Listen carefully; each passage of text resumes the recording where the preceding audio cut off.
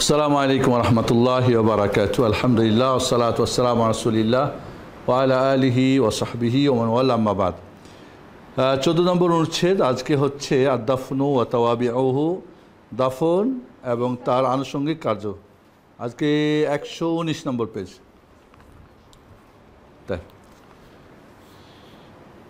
ওয়াজিবু দাফনুল মাইয়িতি ওয়ালাউ কানা কাফিরান ওয়া ফি যালিকা হাদিসান।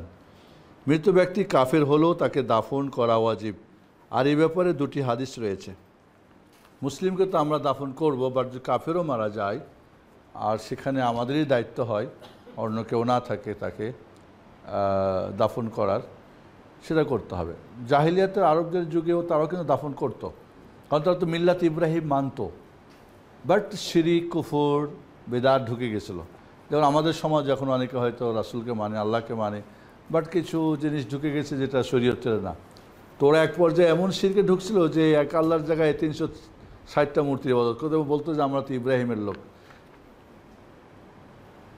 প্রথম হাদিস, রাসূল সাল্লাল্লাহু আলাইহি ওয়াসাল্লামের একদল সাহাবা থেকে বর্ণিত, তাদের মাঝে আবু তালহা আল আনসারীর রিওয়ায়াত। আন্না রাসূলুল্লাহ সাল্লাল্লাহু আলাইহি ওয়াসাল্লাম আমারা ইয়াউমা বাদরিন বিআরবাতি ওয়া 20 রাজুলান মিন সানাদিদ কুরাইশ فجروا بأرجلهم فقذفوا في طوم من أطواء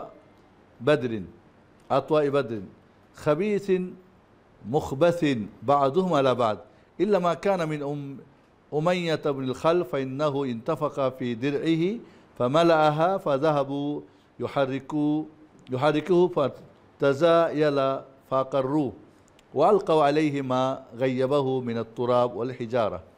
কঠিন একটা হাদিস শুনেন। রাসূলুল্লাহ সাল্লাল্লাহু আলাইহি ওয়াসাল্লাম বদরের দিন কুরাইশদের 24 জন নেতাদের ব্যাপারে হুকুম করলেন। 24 জন, আপনারা জানেন যে বদরের যুদ্ধে বড় বড় কাফেরদের নেতাদেরকে, সেই বিশেষ করে সবচেয়ে বড় যেটা নেতা আবু জাহাল কিন্তু মারা যায়, অথবা তাদের পা ধরে টেনে নিয়ে যাওয়া হলো, পা ধরে টেনে তাদেরকে মানে মাটি দেওয়ার জন্যে। অতঃপর ওই সকল নিকৃষ্ট ব্যক্তিদেরকে বদরের কূপসমূহের কোনো এক কূপে ছুঁড়ে ফেলা হলো, একজন আরেকজনের উপর। কিন্তু উমাইয়া বিন, এখানে কিছু জিনিস অনুবাদ করে নাই, মানে সবচেয়ে পচা গান্দা খারাপ একটা কূপের মধ্যে আর কি, যে খাবিস মুখবাস, একজন অপরজনে ছুঁড়ে মারলো। কিন্তু উমাইয়া বিন খালফ ছাড়া, উমাইয়া বিন খালফ, কারণ সে তার বর্মের মাঝে ফুলে গিয়েছিল, এমনকি বর্মটি পরিপূর্ণ হয়ে গিয়েছিল, মানে বর্ম লোহার যে পোশাক পরেছিল ওর মধ্যে ফুলে গেছে, ওখান থেকে ওকে আর বর্মটা খোলা যাচ্ছে না, এমন একটা পর্যায়ে ওর। অতঃপর তাকে তারা সরাতে গেলে তার অঙ্গ প্রত্যঙ্গ খসে খসে যায়। অতঃপর তারা তাকে সেই স্থানে রেখে দিল এবং তাকে ঢেকে রাখার জন্য তারা তার উপর মাটি ও পাথর ছুঁড়ে মারলেন। তাহলে এখানে বদরের কাফেরদেরকেও আল্লাহর নবী দাফন করার জন্য নির্দেশ করলেন। আন উকবাহ ইবনে আমিরিন, মাসালা 87, আর কোনো প্রয়োজন ব্যতীত যে 3 সময়ের নামাজ পড়া নিষিদ্ধ, সে সময়ে নামাজ পড়া যাবে না। ঠিক 3 সময়, যখন সূর্য উঠে, যখন ডুবে, যখন মাথার উপরে, নামাজ পড়া যখন নিষিদ্ধ, ঠিক এই 3 সময় বিশেষ কোনো কারণ না থাকলে মাইয়েতকেও কি করা যাবে না, কি বলে আপনার জানাজার নামাজ পড়া যাবে না। তাহলে বোঝা যাচ্ছে জানাজাটা নামাজ কি বলেন আপনারা, এই সময় তো দোয়া করা নিষেধ নাই। কোনো মাযহাবে বলছে যে জানাজাটা একটা দোয়া, এই জন্যে উজু ছাড়া পড়লেও হবে, সমস্যা নেই। উজু ছাড়া যদি হয় তাহলে কেবলা ছাড়াও পড়া যাবে। কি বলে, নামাজই যদি না হয়, কেবলা শর্ত না, নামাজ জন্য কেবলা শর্ত, উজুও শর্ত নাই। কাজে এই 3 সময় যেহেতু নিষেধ করেছেন, বোঝা যায় যে সালাত, এবং হাদিসে সালাতুল জানাজা বলে কথা এসেছে, জানাজার সালাত, তাহলে এটাকে এভাবে আমাদের মানা উচিত। উকবাহ ইবনে আমির হতে বর্ণিত, তিনি বলেন, 3টি সময় রাসূল সাল্লাল্লাহু আলাইহি ওয়াসাল্লাম আমাদের নামাজ পড়তে অথবা আমাদের মৃত ব্যক্তিদেরকে কবর দিতে নিষেধ করেছেন। সে সময়গুলো হলো যখন সূর্য স্পষ্ট হয়ে উদিত হয়, যতক্ষণ না তা উপরে ওঠে, আর যখন সূর্য দুপুরের ঠিক মাঝ বরাবর হবে, যে পর্যন্ত না ঢলে পড়বে, আর যখন সূর্য পশ্চিমে অস্ত যাওয়ার সময় হবে, ডুবে না যাওয়া পর্যন্ত। আর তার ব্যাপকতাই জানাজার নামাজকেও অন্তর্ভুক্ত করে, আর সাহাবাগণ এটাই বুঝেছিলেন। আবার কি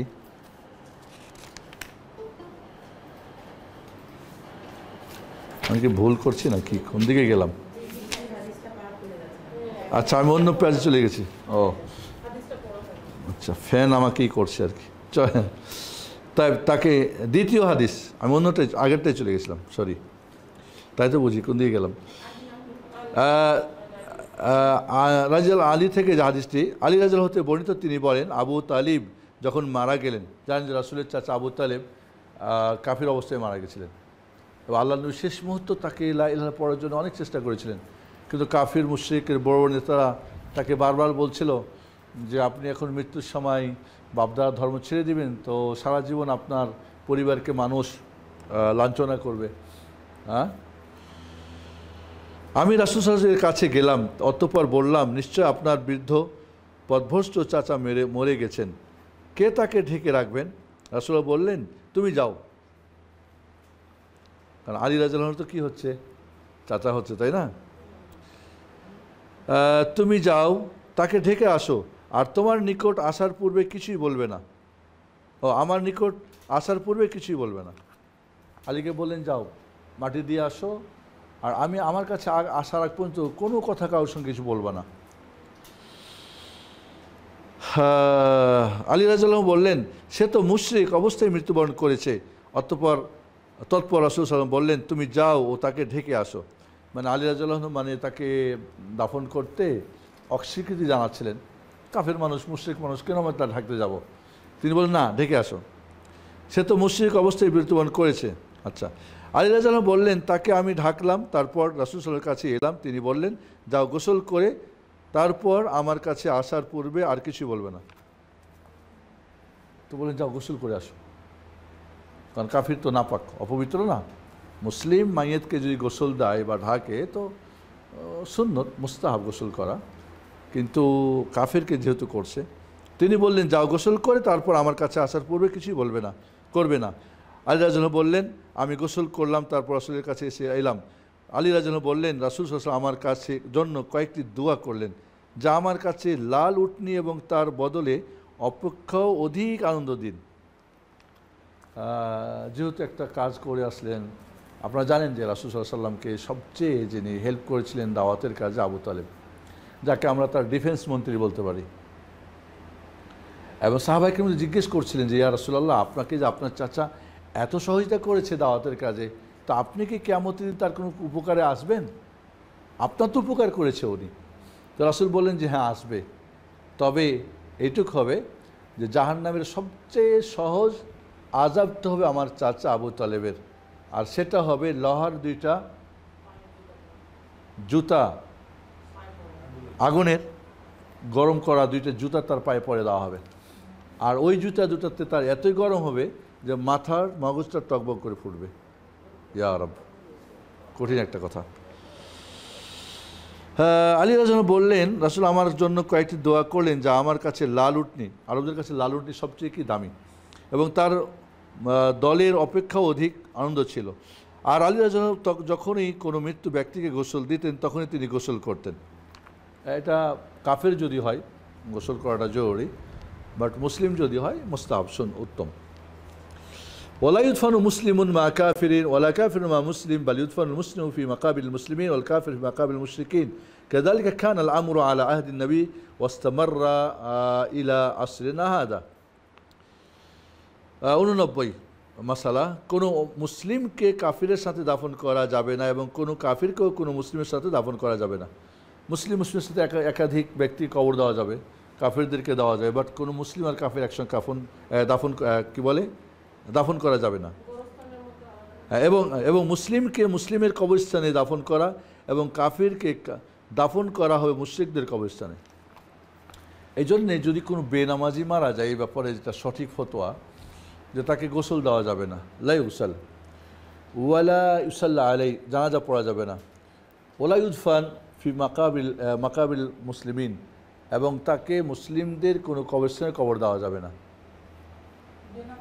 হ্যাঁ, বেনামাজি, কারণ তার তো ঈমান নাই, সে তো মুশরিক। ওকে, রাসূল সাল্লাল্লাহু আলাইহি ওয়াসাল্লামের যুগে এই বিধানই ছিল এবং আমাদের যুগ পর্যন্ত এই হুকুম জারি আছে। এর দলিল আছে বশির ইবনু খাইসিয়ার হাদিস, তিনি বলেন একদিন আমি রাসূল সাল্লাল্লাহু আলাইহি ওয়াসাল্লামের সাথে যাচ্ছিলাম, রাসূলুল্লাহ সাল্লাল্লাহু আলাইহি ওয়াসাল্লাম হাত ধরে। রাসূল সাল্লাল্লাহু আলাইহি ওয়াসাল্লাম বললেন, হে খুসাইয়ার পুত্র, তুমি কি সকাল করেছ আল্লাহ তাআলার উপর প্রতিশোধ নেওয়ার জন্য? তুমি সকালেই রাসূল সাল্লাল্লাহু আলাইহি ওয়াসাল্লামের সাথে চলছো। বর্ণনাকারী বলেন, আমার মনে হয় তিনি তার হাত ধরে বলছেন। আমি বললাম, হে আল্লাহ রাসূল, আমার বাবা মা আপনার জন্য উৎসর্গিত হোক, আমি আল্লাহ তাআলার উপর কোনো কিছুই প্রতিশোধ নেওয়ার জন্য সকাল করিনি। রাসূলের হাত ধরে আছে না, তো কোনো প্রতিশোধ দিবা নাকি, মজা করতেছে আর কি। রাসূল কিন্তু করতেন।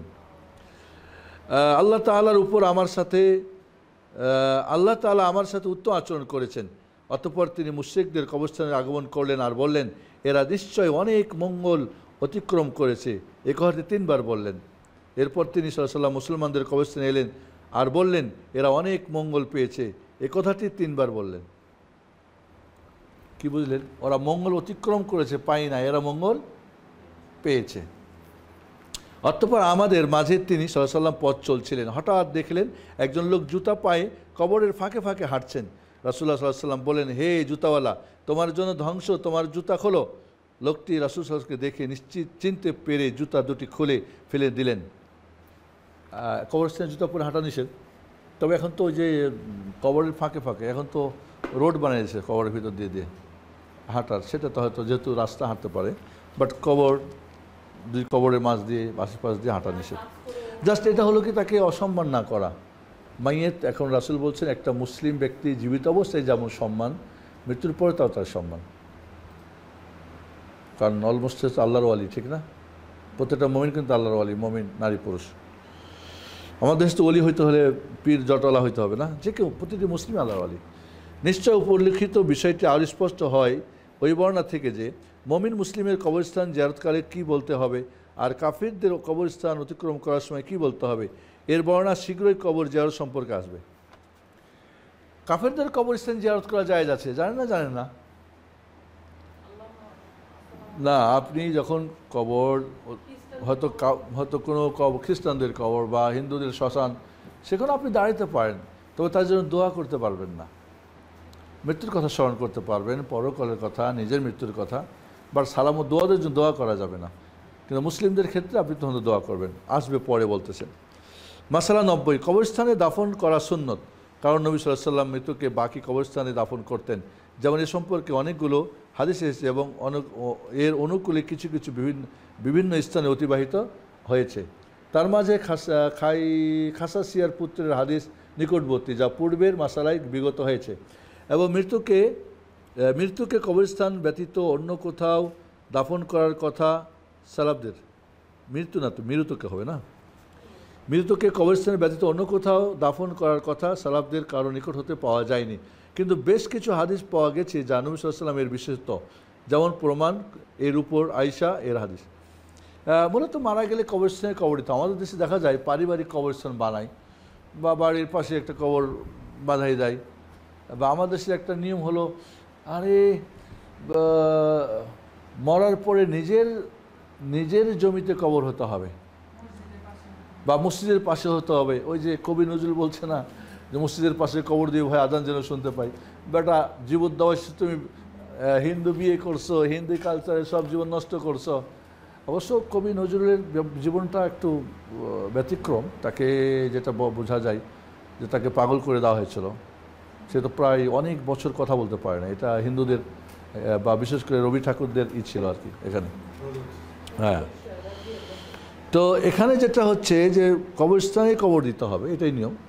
তবে কোনো বিশেষ ব্যাপার হলে আলাদা, যেরকম রাসূল সাল্লাল্লাহু আলাইহি ওয়াসাল্লাম কবরকে কবরস্থানে দেওয়া হয় নাই, সেটা ওই আসতেছে হাদিসে। তো আমার দেশে যেটা প্রচলিত নিয়ম যে বাড়ির পাশে, তারপরে কি বলে এটাকে, পারিবারিক কবরস্থান, এটা ঠিক না। নিয়ম হলো বড় কবরস্থান হতে হবে, সবাই সেখানে কবর হবে, কারণ ওখানে সবাই মানুষ যাবে, কবর জিয়ারত করবে, দোয়া করবে। আপনার বাড়ির পাশে আপনি গেলে হবে, না হলে কেউ হবে না। আবার অনেক সময় এখন ফতোয়া জিজ্ঞেস করে, শেখ এরকম তো দাদার বা বাবার কবর হয়েছিল, এখন তো বাড়িঘর বাড়াতে হয়, ভাঙতে হয়, এখন করবো কি, ভাঙা যাবে কি না? ভাঙা যাবে, জায়েজ আছে। কবর ভেঙে দিয়ে যদি নতুন কবরে হাড় গোড় উঠাই নিয়ে কবরস্থানে দিয়ে দেবে একটা কবর করে বা গর্ত করে, আর যদি পুরাতন হয় বাস ভেঙে ভেঙে সমান করে দেবে। কবরস্থান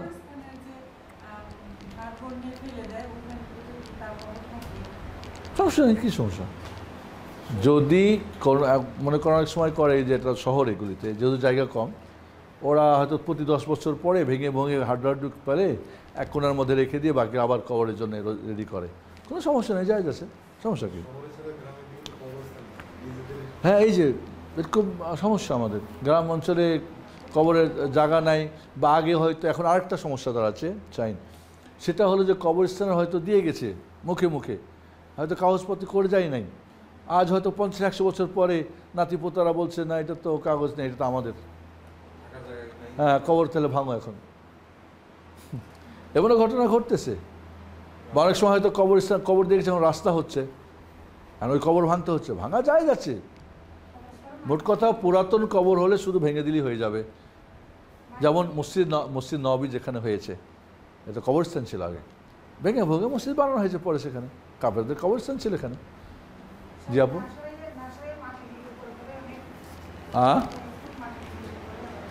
কি বলছে আপু?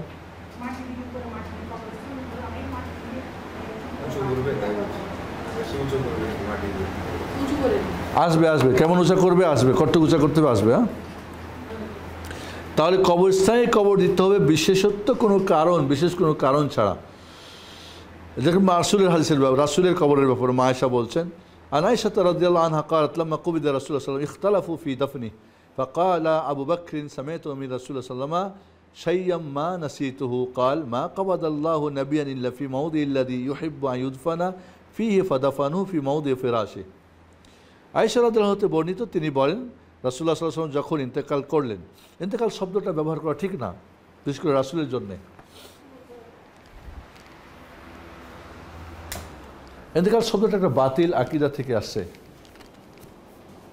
বাতিল আকিদা মানে ওরা বলতে চায় যে রাসূল মারা যায় না, ইন্তেকাল মানে এক জায়গা থেকে স্থানান্তর হওয়া, জাস্ট এই থেকে আরেক জায়গায় চলে গেছে, মানে তার একটা গ্রুপ আছে রাসূলকে মৃত্যু বলতে চায় না, যারা হায়াতুল আউলিয়া হায়াতুন নবী বলে, এটা শিরকে আকিদা, কুফরি আকিদা। অমর তো একমাত্র আল্লাহ, তাই না? কুল্লু মান আলাইহা ফান ওয়া ইয়াবকা ওয়াজহু রাব্বিকা যুল জালালি ওয়াল ইকরাম, সবাই মরবে, এখন বলছে মরে নাই, বাস এক জায়গা থেকে আরেক জায়গায় গেছে।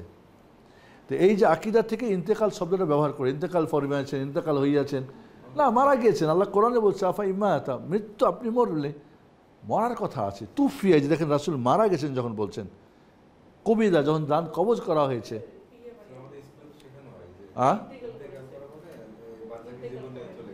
হ্যাঁ না ওইটাও তাদের আকিদা, রাসূলের ব্যাপার নয়, সাধারণ মানুষের ব্যাপারটা বলা যেতে পারে যে এই দুনিয়া চা, কিন্তু রাসূলের ব্যাপারে তাদের বাতিল আকিদার কারণে তারা কিন্তু মরে গেছে শব্দটা ব্যবহার করবেই না, রাসূল মারা গেছেন শব্দ তারা ব্যবহারই করবে না, মানে এই ধরনের তাদের বাতিল আকিদা আছে।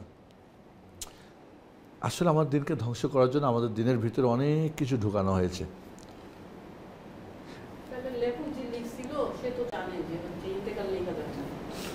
যে অনুবাদ করছে তারা তো অনুবাদই করছে, একটু ইন্তেকাল শব্দ তো চলে আমাদের, ইন্তেকাল চলে ব্যবহার করে, কিন্তু আসলে কি জানে কেন ইন্তেকাল শব্দটা ব্যবহার করে? রাসূলুল্লাহ সাল্লাল্লাহু আলাইহি ওয়াসাল্লাম যখন ইন্তেকাল করেন বা মারা যান, সে সময় সাহাবীরা তার দাফনের ব্যাপারে মতভেদ করেন। আবু বকর রাদিয়াল্লাহু আনহু বললেন রাসূলুল্লাহ সাল্লাল্লাহু আলাইহি ওয়াসাল্লামকে, যা কিছু আমি বলতে শুনেছি তা ভুলিনি। রাসূলুল্লাহ সাল্লাল্লাহু আলাইহি ওয়াসাল্লাম বলেছেন, আল্লাহর নবীদের জন্য ওই জায়গায় কবজ করেন, জান কবজটা কই, যেখানে তার দাফন দেওয়া পছন্দ করেন, অতঃপর তারা তাকে দাফন করলেন তার বিছানার স্থানে। মানে রাসূল আবু বকর, সবাই বলছেন কোথায় রাসূল কবর দেওয়া হবে, আবু বকর বলে আমি রাসূলের কাছ থেকে শুনেছি নবীদের যেখানে আল্লাহ দাফন পছন্দ করেন সেখানেই তাদের মৃত্যু বরণ করেন। এই হাদিসের ভিত্তিতে সবাই মিলে কী করলেন, মা আয়েশার ঘর থেকে তার সব কিছু বের করা হলো, যেহেতু ঘরে মারা গেছিলেন তাকে সেখানেই দাফন করা হলো। তাহলে রাসূলের ব্যাপারটা ভিন্ন। এবং অন্য হাদিসে আছে যে যদি রাসূল সাল্লাল্লাহু আলাইহি ওয়াসাল্লামের কবরকে নিয়ে মানুষ বাড়াবাড়ি না করত, হয়তো মা আয়েশা বলছেন, তাহলে তার কবরটা বাইরে দেওয়া হতো, বাইরে দিলে হয়তো এখন দেখেন না মাজার বানায় নিয়ে মজার ব্যবসা করে। এবং একসময় তো এই যে সাউদরা কিংস, এই সাউদ, এখন তো সাউদ ফ্যামিলি থেকে সৌদি আরব, তো এদের আসার আগে কিন্তু আল্লাহর নবীর কবরে তওয়াফ হতো যেভাবে কাবা ঘরের তওয়াফ হতো, এবং সব ধরনের শিরক কুফর বেদাত এখানে ভরপুর ছিল। আর একটা সময় সুফিরা এই সুফিজম যেটা মানে বিশেষ সুফিজমের জন্ম আসছে কোত্থেকে? ইহুদির থেকে। ইহুদির থেকে জন্ম হয় আবদুল্লাহ বিন সাবা, সাবাই দল। ওখান থেকে জন্ম নেয় শিয়া, শিয়া থেকে জন্ম নেয় খারেজি আর সুফি, এইসব কবর পূজারীরা। খারেজি মানে মারো, ওই যে বম মারো, বাংলা ভাই করো, ফাটাও সব। আর সুফিরা এই যে কবর পূজারীরা, এই সবগুলি। এবং এদের প্রভাবে সবাই প্রভাবিত হয়। পুরো উম্মত একটা বিশাল সময় মানে একটা এর মধ্যে ছিল, মানে শিরিক বিদায় ডুবেছিল। পুরা সৌদি আরবে শিরিক বিদায় ভরে গেছিলো। বাচ্চা না হলে বউ বা মানে সবচেয়ে ওই এলাকার বড় একটা বেটা খেজুর গাছ, ওইখানে গিয়ে বলতো ওরে ওরে জড়াই ধরতো যে আমার একটা বাচ্চা দাও। এগুলি ঘটছে শেখ মোহাম্মদ আব্দুল ওয়াহাবের জীবনীতে। এগুলি কেন তাকে এরা ওয়াহাবি বলে, কাফের বলে? এই যে তাদের সব মাজার পূজারির বন্ধ করছে এই জন্য। তাহলে এই যে ঘরে ঘরে কবরস্থান বানানো বা পারিবারিক, এটা শরীয়সম্মত না। এবং সেটা কবরস্থান হতে হবে, ঘেরতে হবে, এবং সেটা ওইভাবে করতে হবে যাতে করে মানুষ। ও আরেকটা জিনিস আমাদের দেশে দেখবেন, কবরস্থানগুলি সব ফুলের বাগান বানিয়ে রাখছে এবং বিশাল সুন্দর করে ওয়াল দিয়ে ঘিরছে। না, ওয়াল দিয়ে ঘিরতে পারে, ওয়াল দিয়ে ঘিরবে এই জন্যে যাতে করে সেখানে গরু ছাগল বা মানুষ বা কুকুর না ঢুকতে পারে, হেফাজতের জন্যে। বাট এমনভাবে করবে যেন দেখা যায়, রাস্তা পাশে গেলে দেখা যায় যেন এটা কবরস্থান। আর এটা হাহাকার থাকবে, মরুভূমির মর থাকবে, কোনো গাছপালা কিছুই লাগা যাবে না। এমনকি আমাদের দেশে দেখবেন ঈদগাহ ময়দানগুলিতে বটগাছ গাছটা দিয়ে তিরপল দিয়ে, না সেটাও জায়েজ নেই। ওয়াল হয়তো করতে পারে যদি এমন জায়গা হয় যেখানে হয়তো পশু পাখি বা কোনো ময়লা করে দিবে। তাছাড়া খোলা একটা ময়দান থাকবে, মানুষ যেন ওখানে গেলে মনে হয় যেন কিয়ামতের দিন ময়দান হবে সেই ময়দান। ও লাইটিং ফাইটিং কোন অবস্থা তো একেবারে। এবং এখন তো মার্বেল পাথর দিয়া বনানীটা আমার দেখা হয়, এখানে যাই তো মাঝে মধ্যে, তো ওটা তো মানে উপরে জান্নাত, নিজে জাহান্নামের আগুন, ওপরে খুব জাঁকজমক একেবারে। না, এই ধর কখন করা যাবে না, বাধা তো যাবেই না, পাকা তো করা যাবেই না। এই জন্য ওয়াল হবে, বাট কবর পাকা হবে না। হ্যাঁ হ্যাঁ, ওই সুন্দর করে বানায়, গ্রিল দিয়ে দেখলে সুন্দর। ব্যাস দেখবেন কবরে একটা করে শুধু পাথর রাখা আছে, এই জন্য জানেন যে এটা আপনার বাবার কবর, এটা মার কবর। হয়তো একটা নাম্বারিং করা যেতে পারে, আসবে কবর নিয়ে। আমাদের দেশে কবর নিয়ে তো মৃত্যু নিয়ে 1000-এর বেশি বিদাত, আমাদের দেশে মানে আরও 3000 হবে কমপক্ষে। তবে 91 পূর্বের মাসালা থেকে যুদ্ধের মাঠে শহীদদেরকে পৃথক করা হয়েছে। নিশ্চয় শহীদ হওয়ার স্থানে তাদেরকে দাফন করা হবে, মানে শহীদ যারা তাদের কবরস্থান হবে না, যেখানে মারা গেছে ওখানেই, কারণ ওটাই তাদের জন্য কি কবরস্থান।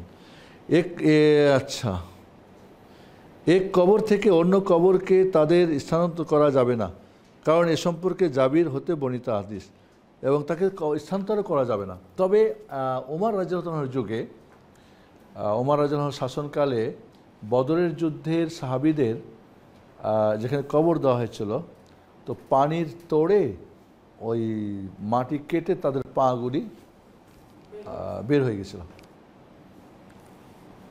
আপনারা জানেন তো যে শহীদদের এবং নবীদের লাশকে মাটি খাবে না, প্রকৃত শহীদ যারা। এছাড়াও হয়তো কোনো কেমিক্যাল বা কোনো জায়গা বা হতে পারে, অনেক সময় শোনা যায় বলে ওই নদী ভেঙে গেছে কবর, এরকম জানি না, সত্য মিথ্যা কর্তব্য হতেই পারে, হয়তো জানি না, তা হয়তো শহীদের মৃত্যু হতে পারে, সেটা আল্লাহর। কিন্তু কবর মাটি খাই নাই বলে সে অনেক পবিত্র, এটাও বলা যাবে না। তবে শহীদদের এবং নবীদের খাবে না, সেটা ঠিক। এখানে যেটা হলো, তো তখন উমর রাদিয়াল্লাহু তাআলা আনহু, এখন আপনারা যারা গিয়েছেন হয়তো মক্কায় মদিনায়, কারণ জিয়ারত টিয়ারত তো করাই এরা, দেখি দেখবেন যে এখন ওইখান থেকে কবরগুলি সব খুঁড়ে অক্ষতভাবে ওইভাবেই সবগুলিকে নিয়ে গিয়ে আবার ওই উঁচু জায়গাতে এখন রাখছে। এখন যেখানে কবরস্থান শহীদদের, বদরের শহীদদের, এখন কিন্তু উঁচুতে, আগে কিন্তু ওই নিচুতে ছিল, যেখানে যুদ্ধটা হয়েছিল ওখানে, বা ওখানে একটা ইয়ের মধ্যে। হ্যাঁ, ওইভাবেই আছে। ওমর রাদিয়াল্লাহু যুগে যখন লাশটা স্থানান্তর করা হয়, ওই বিকল ওইভাবেই ছিল, ওইভাবে রক্ত টক্ত, মানে যা একটু কোনো পরিবর্তন হয়নি। এবং এরাই তো প্রথম শহীদ না, এরা তো মনে করেন এরা এদের তো শাহাদাতের 1 নম্বরে। আল্লাহু আকবার। আচ্ছা,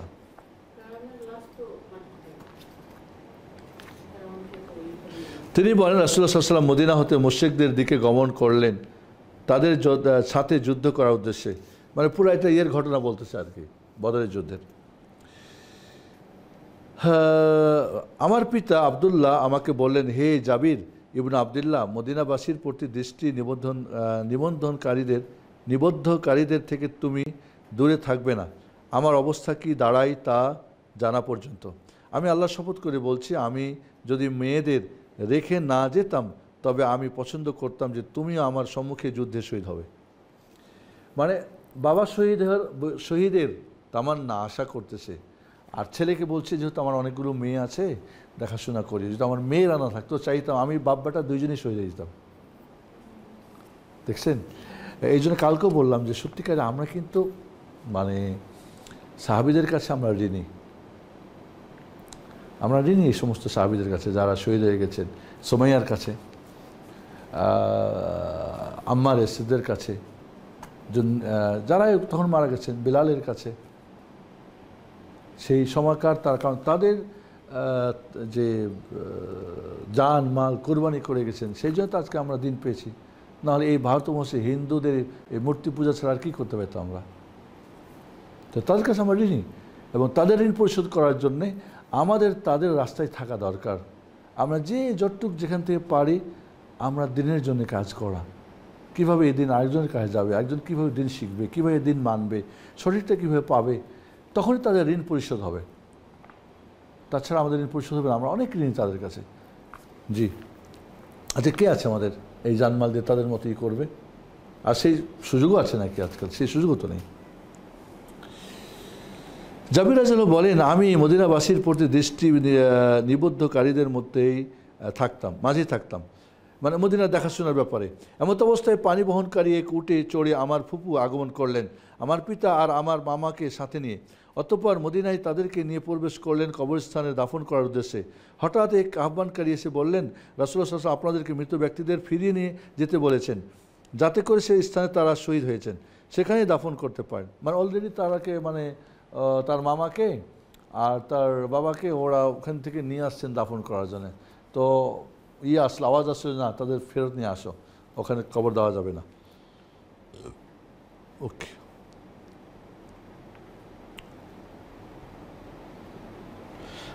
তাদেরকে আমরা ফিরিয়ে নিয়ে গেলাম আর তারা যেখানে শহীদ হয়েছেন সেখানে তাদেরকে দাফন করলাম।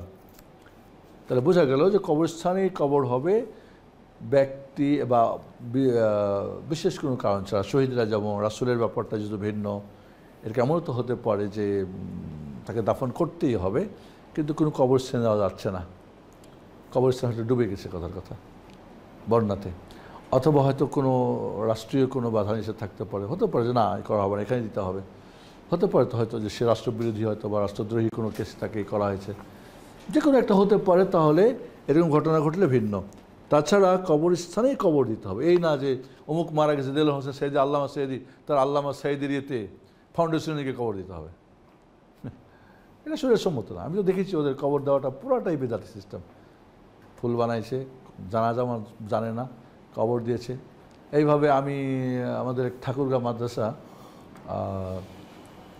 ওখানে এক ওস্তাজি, নোয়াখালীর ওস্তাজি মাদ্রাসাটা বানিয়েছিলেন, ওখানে আমি কিছুদিন পড়েছিলাম।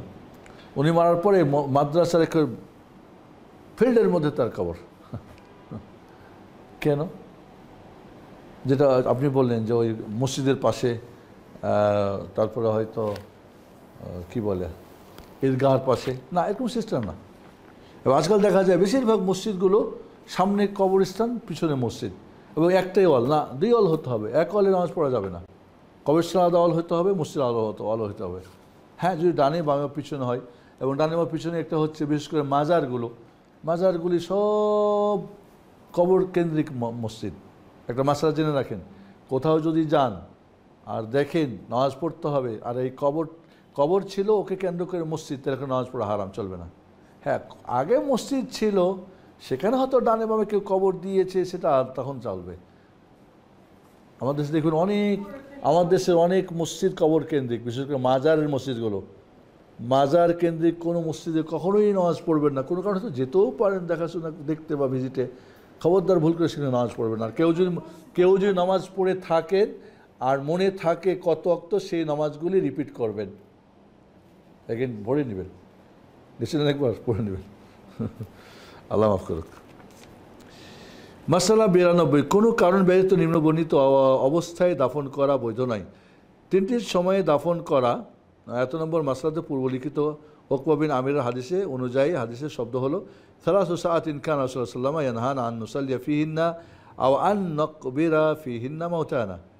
রাসূলুল্লাহ সাল্লাল্লাহু আলাইহি ওয়াসাল্লাম আমাদের 3 সময়ে নামাজ পড়তে নিষেধ করেছেন, আর ওই 3 সময়ে মৃত্যু ব্যক্তি কবর দিতে আমাদের নিষেধ করেছেন।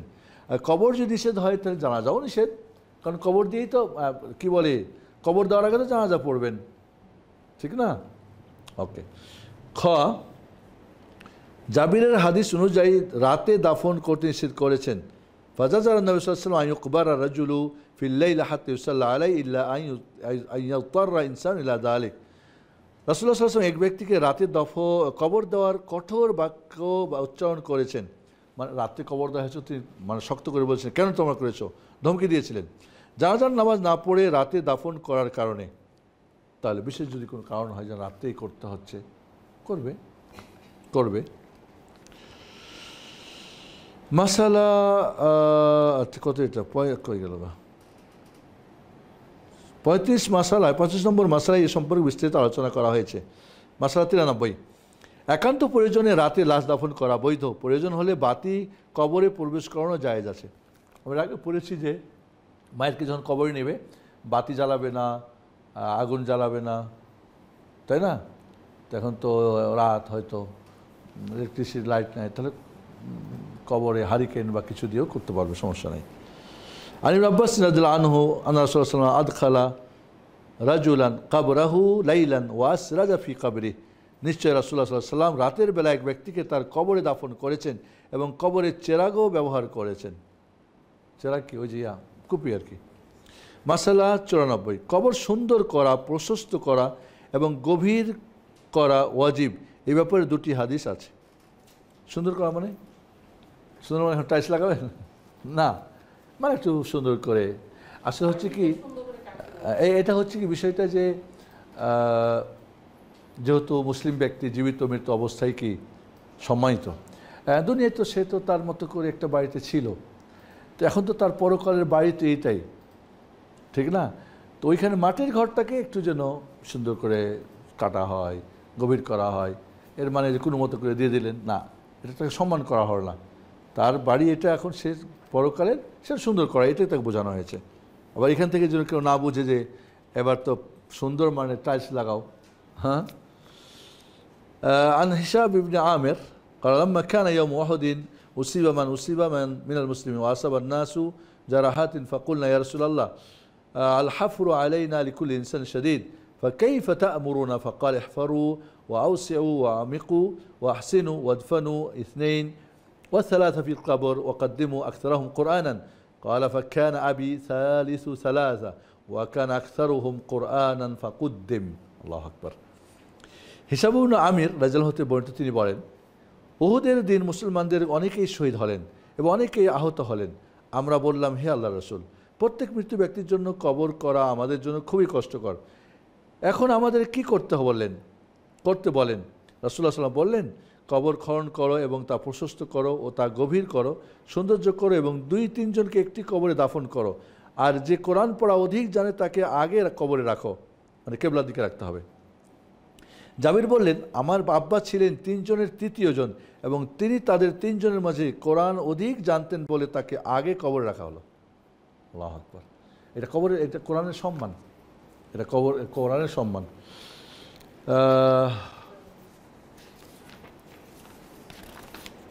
অনেক বড় এটা দেখা যায়, অনেক মাসে এখানে, তাই। আর কোরআনের সম্মান আসলেই বেশি। আজকেও আমাদের একটা কথা হচ্ছিল, আমরা এখন আলহামদুলিল্লাহ ইনশাআল্লাহ আপনার কাছে আজকে ঘোষণা দিতে চাচ্ছি। হ্যাঁ, জানাত আপু, সেটা হলো যে আমরা উত্তরাতে ইনশাআল্লাহ একটা কোরআনের জন্য একাডেমি খুলতে চাচ্ছি। এর মূল কাজটাই হবে কোরআন। আমাদের শতকরা কয়জন পড়ে মাদ্রাসায় আপু? 2%। তো 2% যারা মাদ্রাসায় যায় তারা হয়তো কোরআন পড়া শিখে, আর বাকি তাহলে 98% কী করে এরা? এদের মধ্যে হয়তো ডানে বামে গিয়ে ধরলাম কোরআন শুধু ধরি তো 10% কোরআন শিখে, বা 8% ধরি, 90% মানুষ কোরআন পড়তে জানে না, পারে না, সুযোগ নেই।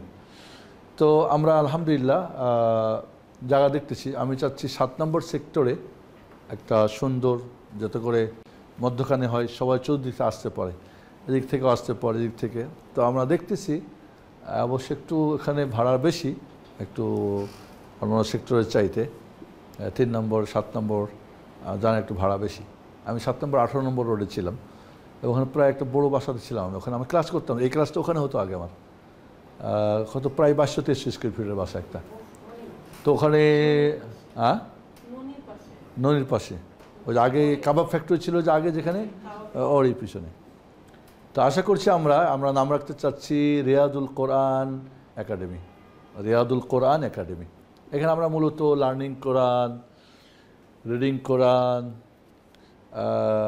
কী বলে আপনার মেমোরাইজ কোরআন, আন্ডারস্ট্যান্ড কোরআন, এর সাথে আমাদের এখানে যেগুলো হচ্ছে আমি চাচ্ছি যে দাওয়াত করার জন্য দাওয়াত প্রশিক্ষণ দেওয়া। হয়তো আপনি নিজেকে যে দাওয়াত করবেন সেটার একটা প্রশিক্ষণ দরকার আছে। আপনি একটা আমল করতে চাচ্ছেন, পারছেন না। কেন পারছেন না? কারণ আপনি নিজেকে এই দাওয়াতটা করতে পারছেন না। আপনি আপনার ছেলেকে মেয়েকে পারছেন না, বা আপনার আত্মীয়কে বা কাউকে। অনেকে আমরা আছি যে নিজের কাজের মেয়েটাকেও নামাজ পড়াতে পারি না। কেন? বাড়ির সবই কাজ করাতে পারেন, কারণ আপনি জানেন না যে এটা কত গুরুত্বপূর্ণ একটা বিষয়। এবং তো অনেকে আছে নামাজ পড়ার সুযোগও দিতে চাই না। অনেক আছে যারা নামাজ পড়ছে, ভাই তোর কিসের নামাজ? তাহলে এই দাওয়াতটাকেও আমরা চাচ্ছি যে কিভাবে আমরা, কারণ এই যেভাবে জাহেলিয়াতের অন্ধকার ছেয়ে নিচ্ছে, যে আমরা সবাই যার জায়গা থেকে দাওয়াত না করি, তো সম্ভব না। স্কুলে গিয়ে বসে আছেন বাচ্চা নিয়ে, একজন আমাকে বলতেছে তার কাছ থেকে একটা জিনিস আমি পাবো, তিনি আমাকে দিবেন। তো এখানেই এই বিল্ডিংয়ে আমাকে দেওয়ার কথা।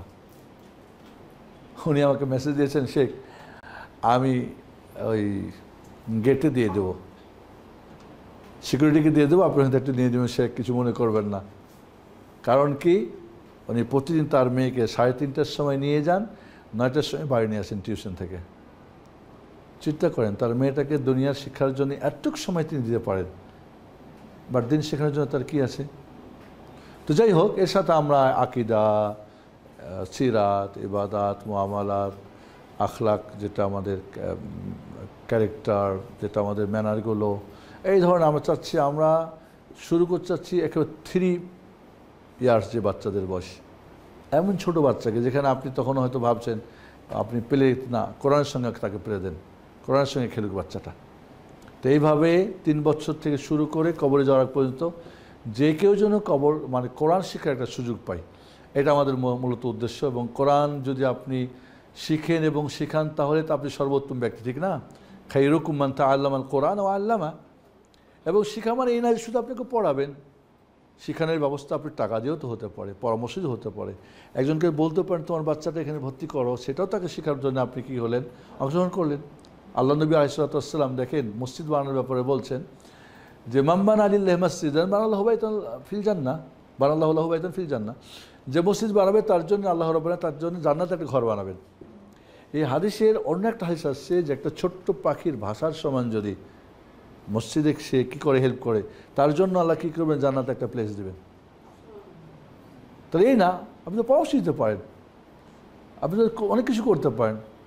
আপনি তো কারোর কাছ থেকে বলতে পারেন যে ভাই আমাদের এখানে মসজিদটা হচ্ছে, ভাই কিছু টাকা দাও, আপনি দিতে পারেন না। একটা রিক্সা চালক যদি বলে, রিক্সাতে দাঁড়ায় আছে, ভাই রে আমাদের একটা মসজিদ হচ্ছে গ্রামে, এই 5-10 টাকা করে দাও না তোমরা, পারে না করে নিতে?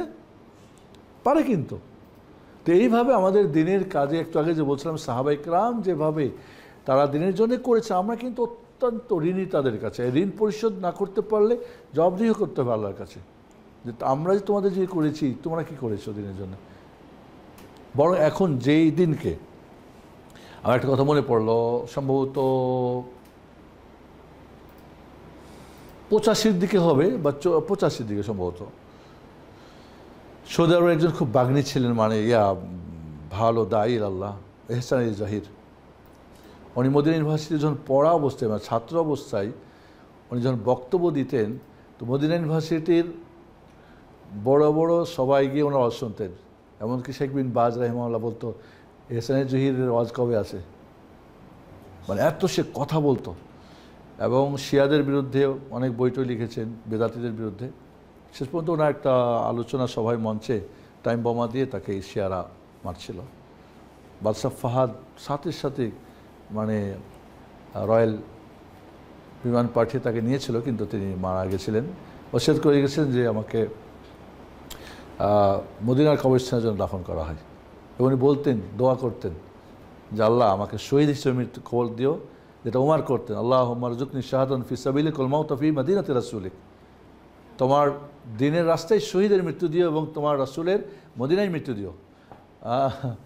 হাফসা রাদিয়াল্লাহু তাআলা তার মেয়ে হাফসা রাদিয়াল্লাহু তাআলা আনহা, রাসূলের স্ত্রী, কার ওমরের মেয়ে, বলতেন ইয়া আবাতা, বাবা কীভাবে এটা সম্ভব? মদিনায় তো এখন যুদ্ধ নাই, জিহাদ নাই, তুই চাচ্ছ শহীদের মৃত্যু, আবার মদিনায় মৃত্যু। তো জানেন তো, তিনি বলছিলেন যে উপরওয়ালা কবুল দিতে পারেন, বা জানেন যে আবুল উলুল মাজিসের হাতে ফাইরুজি এবং ইরানি, এই কী বলে শিয়া রাফিজি, এদের হাতে তিনি মারা যান এবং শহীদের মৃত্যু হয় কিন্তু তার। তো এই এহসানে জাহিরের তাই হয়েছিল ঘটনা, মানে বম খুব ছিল, পাওয়ারফুল ছিল। ওখানে আমরা যখন মদিনা ইউনিভার্সিটি পড়তে গেছি তখন দেখেছি তার কবরটাই ছিল, এখন তো ওটা ঢুকে গেছে, মানে আমরা গেছি ওখানে জিয়ারত করছি তার কবরটা স্পেশালভাবে। তখন আমি ছোট, তখন আমি ঢাকায় পড়ি, তখন উনি আসছিলেন।